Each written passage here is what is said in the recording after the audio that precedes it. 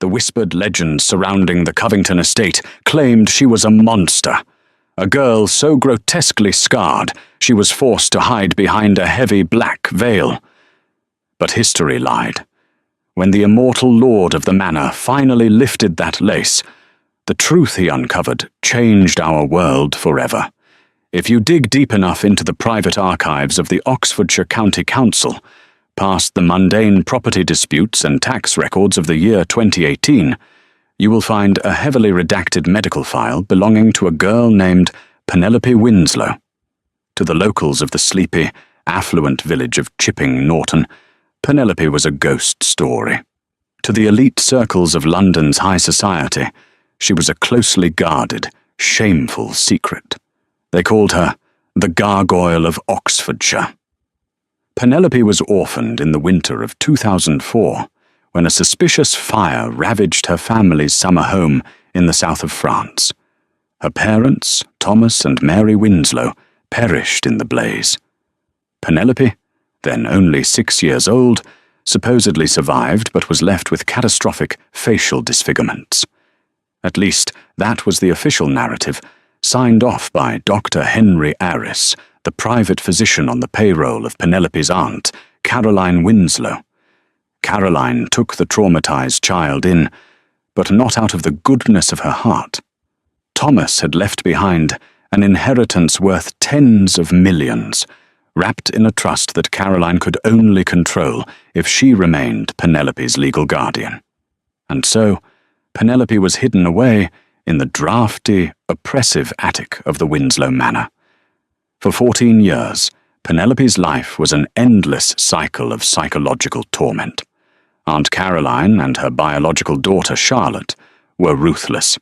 They conditioned Penelope to believe she was entirely unlovable, a hideous creature who would turn the stomach of anyone who looked upon her. To ensure this, Dr. Arris prescribed a daily, foul-smelling ointment that Penelope was forced to apply to her face and neck. He claimed it was to prevent the burn tissues from necrotizing, but the ointment burned her skin, leaving it perpetually raw, inflamed, and agonizingly tender. She was forbidden from looking in mirrors. There wasn't a single reflective surface left in her quarters. Whenever she was forced to be in the presence of guests, or when she acted as Charlotte's personal maid, she was made to wear a thick, suffocating black lace veil that draped over her head and shoulders, secured with a velvet choker. "It is for their own good, Penelope," Aunt Caroline would sneer, sipping her gin as the veiled girl scrubbed the manor's floors. "You would give the staff a heart attack. You are a tragedy, my dear, a walking nightmare.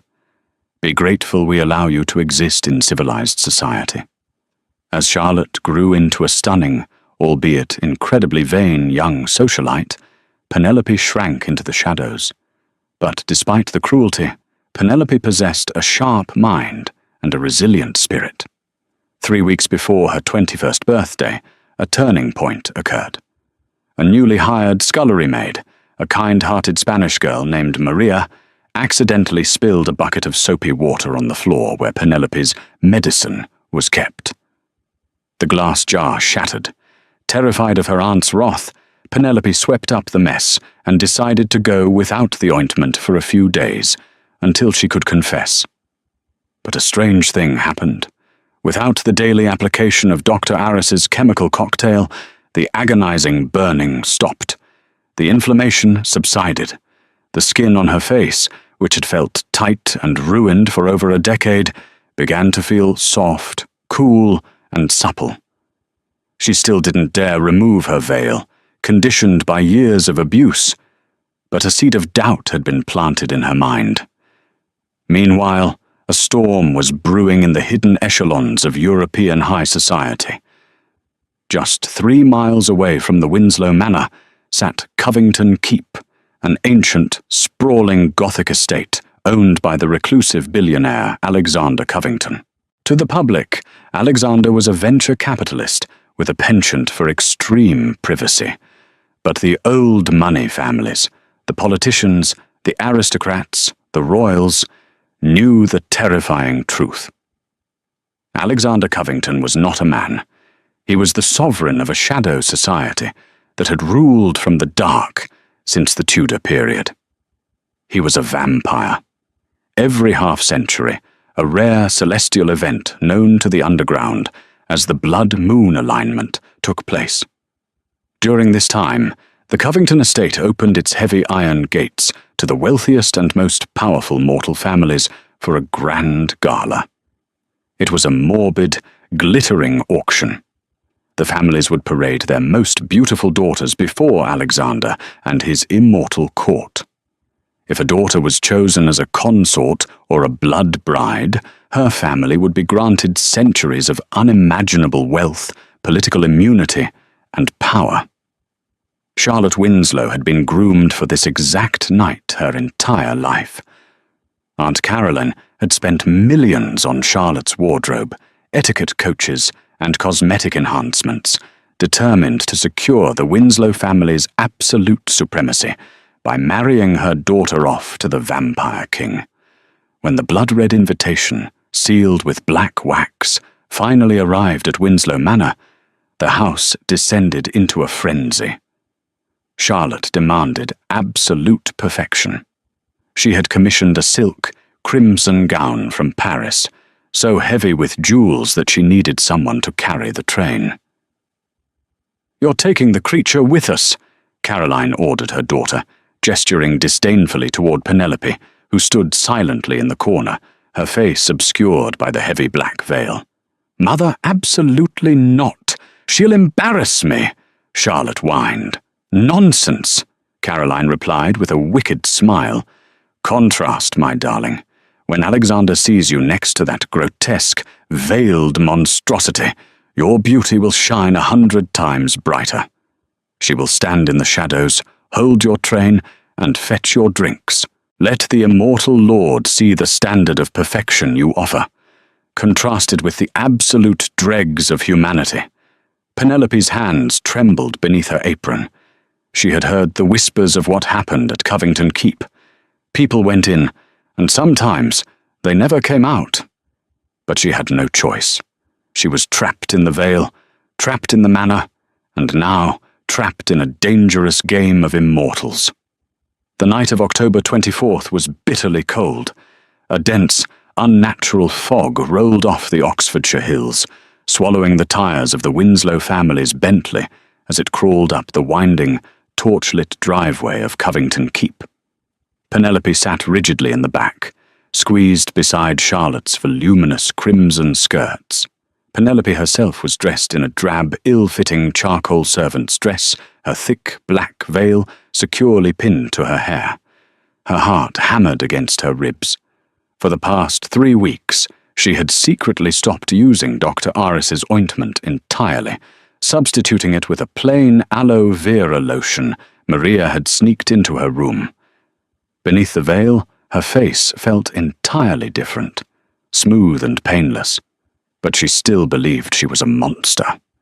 The psychological scars ran far deeper than the physical ones. The great oak doors of the keep were pushed open by towering men with impossibly pale skin and golden eyes. The grand ballroom was a masterpiece of terrifying opulence. Chandeliers made of sharpened obsidian hung from the vaulted ceilings, casting a dim, flickering candlelight over the crowd. The room was packed with the global elite, Russian oligarchs, British lords, Hollywood executives, all offering up their daughters, who stood shivering in silk dresses, trying to catch the eyes of the predatory, impeccably dressed immortals who circled the room.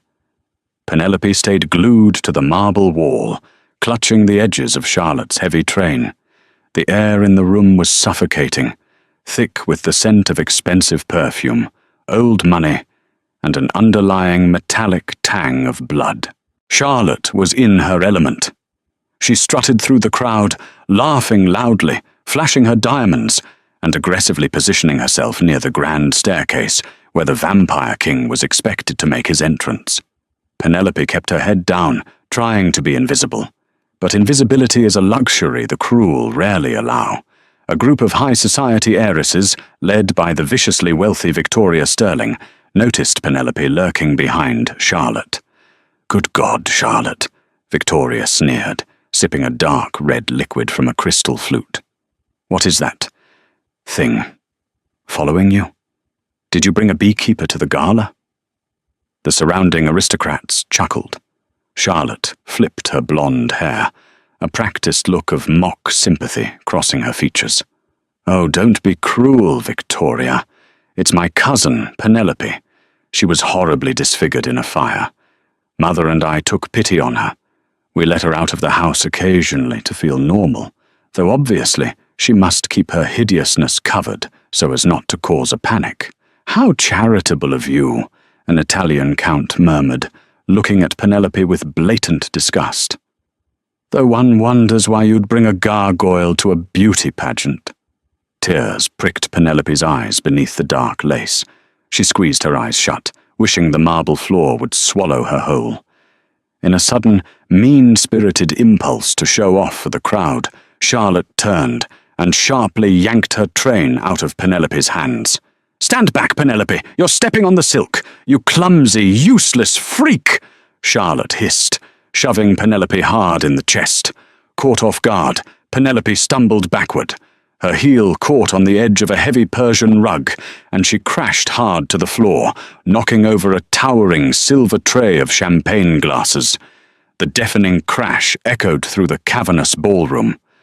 Silence instantly fell over the hundreds of guests. The music stopped. Penelope lay on the floor, surrounded by shattered glass, her hands bleeding from the shards. She scrambled to pull her veil down, terrified it had slipped. The crowd stared at her, an ocean of hostile, mocking eyes. Aunt Caroline looked ready to murder her. Then, the temperature in the room plummeted. The shadows in the corners of the ballroom seemed to stretch and crawl toward the grand staircase.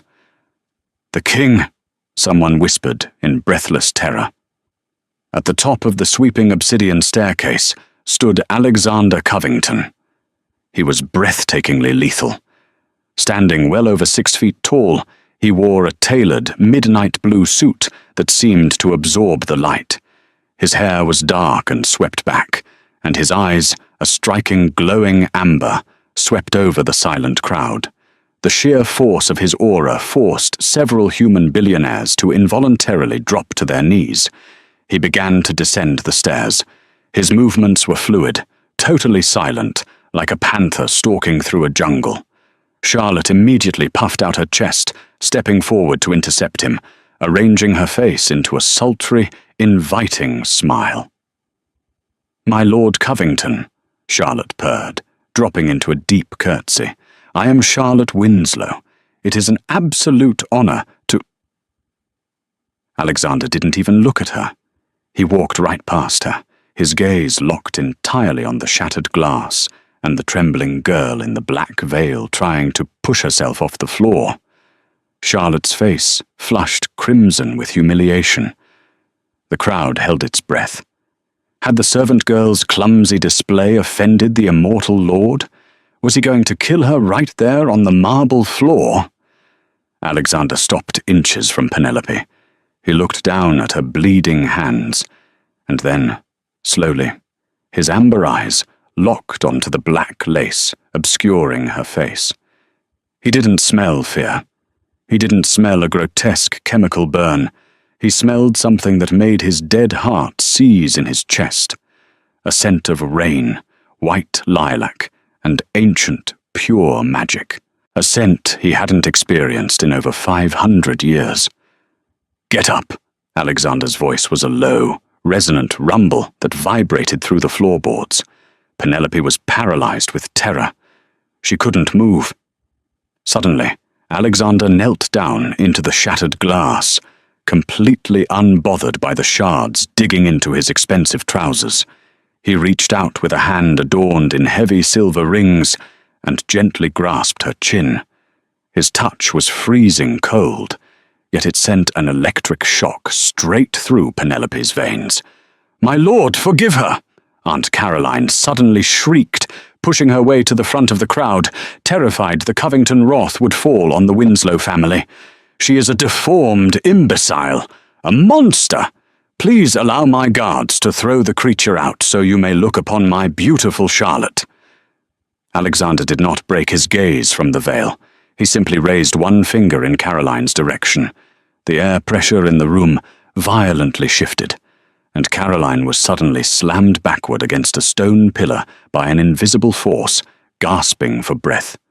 "You speak of monsters, mortal," Alexander whispered, his voice dangerously soft. "Yet you do not know what you have kept in your attic." With painstaking slowness, Alexander gripped the hem of the thick black lace. Penelope flinched, squeezing her eyes shut, preparing for the inevitable screams of horror from the crowd, preparing for the vampire king to recoil in disgust. He pulled the veil away. It fluttered to the bloody glass below. For a moment, there was a heavy, suffocating silence in the ballroom. No one screamed. No one gasped in horror. Penelope slowly opened her eyes. She expected to see revulsion on the face of the immortal king. Instead, Alexander Covington had stopped breathing entirely. His amber eyes were wide, dilated, and filled with a profound, shattering shock. He stared at her face, his mouth slightly parted, his hands actually trembling as he reached up to brush a stray lock of hair behind her ear. The crowd behind them erupted into a collective, stunned gasp. Not of horror, but of pure, unadulterated awe. Because Penelope Winslow was not deformed, the absence of the toxic ointment had allowed her skin to heal completely. Under the dim chandelier light, she possessed an ethereal, heart-breakingly perfect beauty. Her skin was like flawless porcelain, her eyes a striking, luminescent violet, and her cheekbones high and aristocratic. She was, without a shadow of a doubt, the most staggeringly beautiful woman in the room. Charlotte, seeing the face of the cousin she had tormented for a decade, dropped her champagne flute. It shattered, but no one looked at her. Alexander's thumb traced Penelope's jawline, his glowing eyes filling with something that looked dangerously like tears. He leaned in close, so only she could hear the words that would unravel everything she thought she knew about her tragic life. "It took you so long to find your way back to me," the vampire king whispered, his voice breaking with centuries of grief. "My queen." The silence in the grand ballroom of Covington Keep was so absolute, so suffocating, that the only sound was the frantic beating of human hearts and the hiss of wax dripping from the obsidian chandeliers. Penelope knelt among the shattered champagne flutes, her trembling hands still held gently in the freezing, powerful grip of Alexander Covington.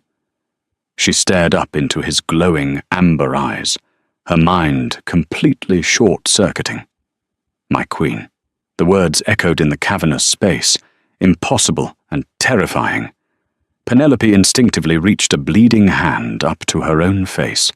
For 14 years, she had felt tight, leathery, scarred tissue beneath her fingertips.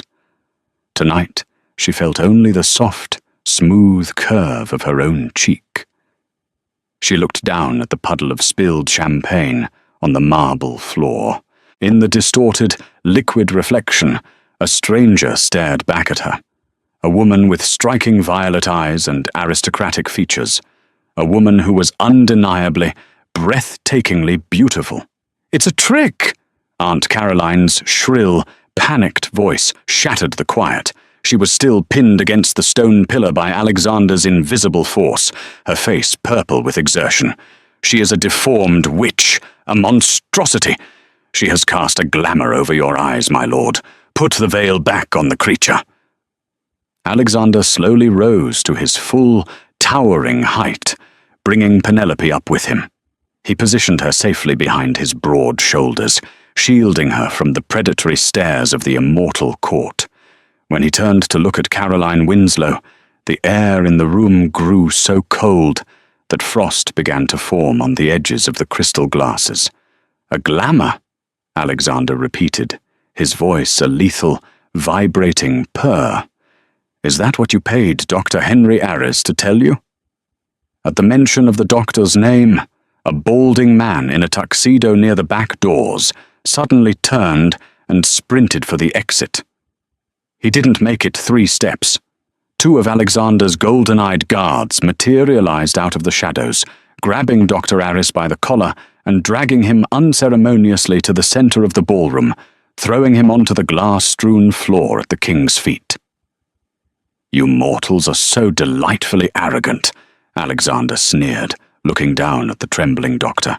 "You thought you could hide her from me forever.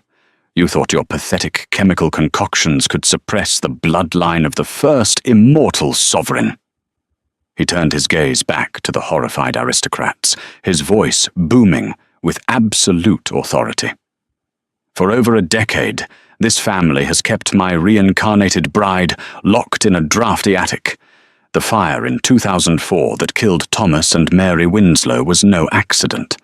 It was paid for by Caroline, executed by human mercenaries to eliminate the only people who knew Penelope's true lineage. But the child survived.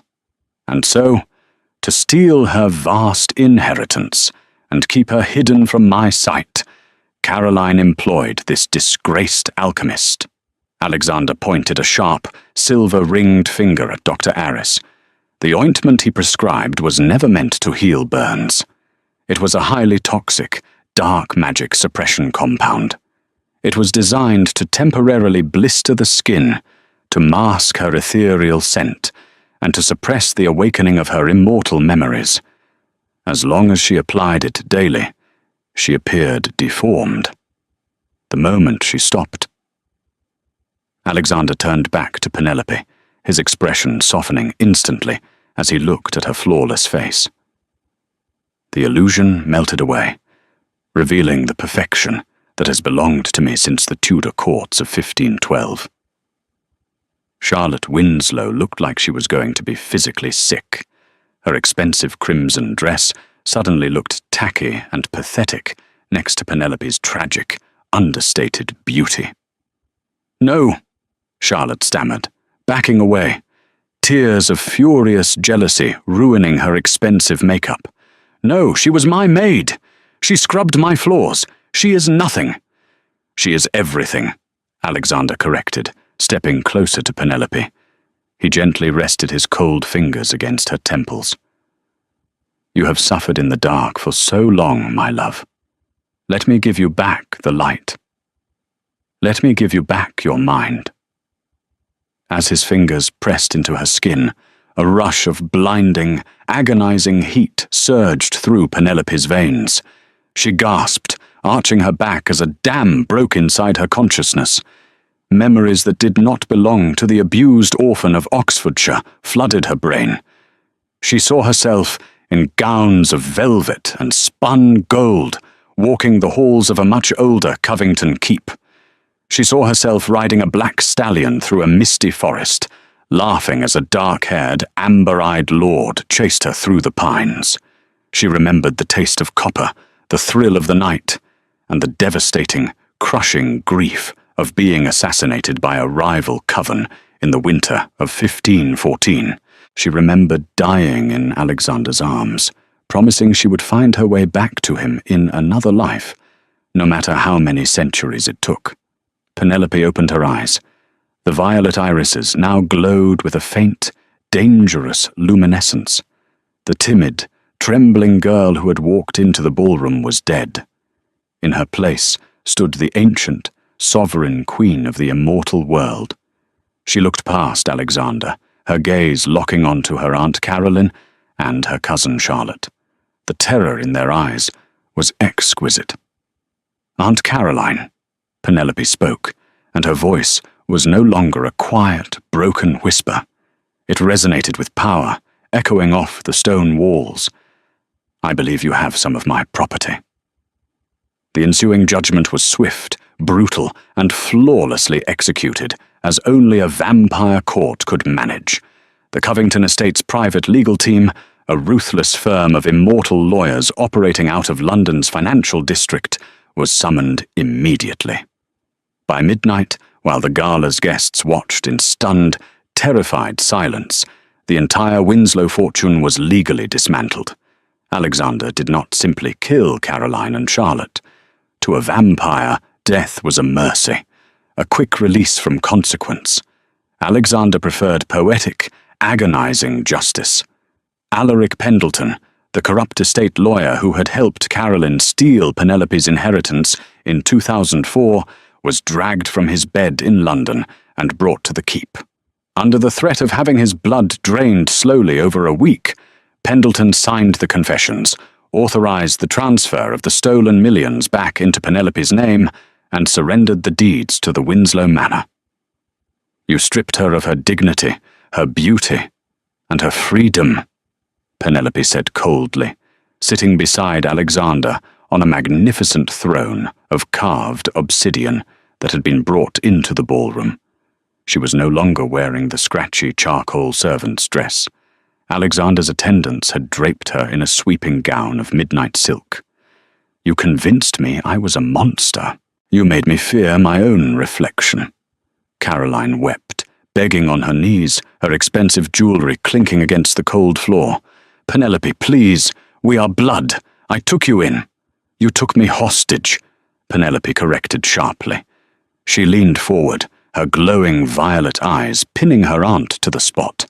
I am stripping you of the only things you value, your wealth, your status, and your pride. The Winslow Manor is mine. Your bank accounts are mine.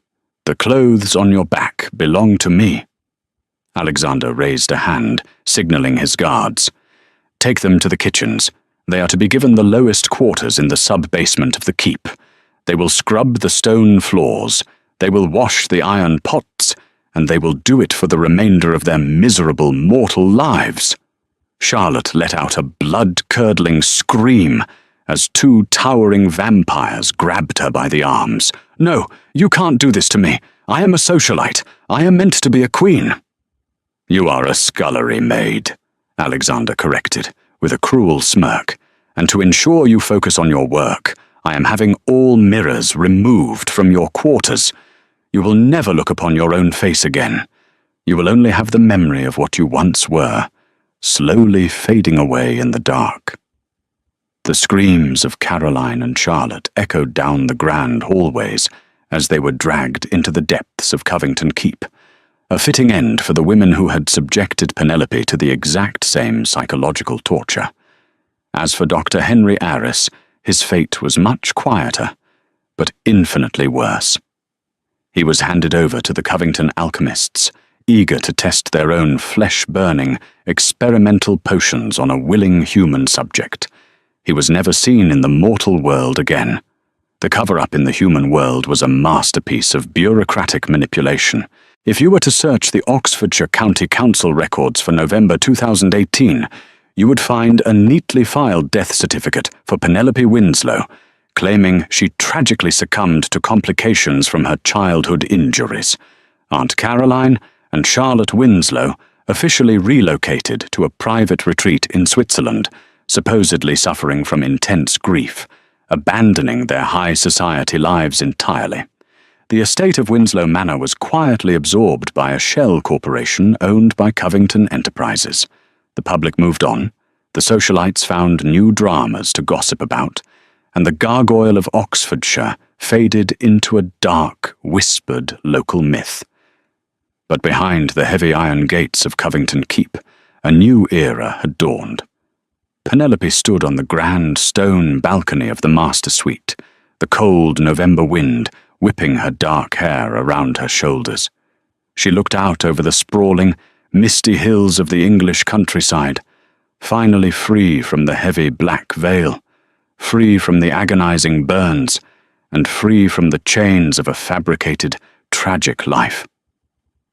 She felt a cold, strong chest press against her back, and thick, muscular arms wrap securely around her waist.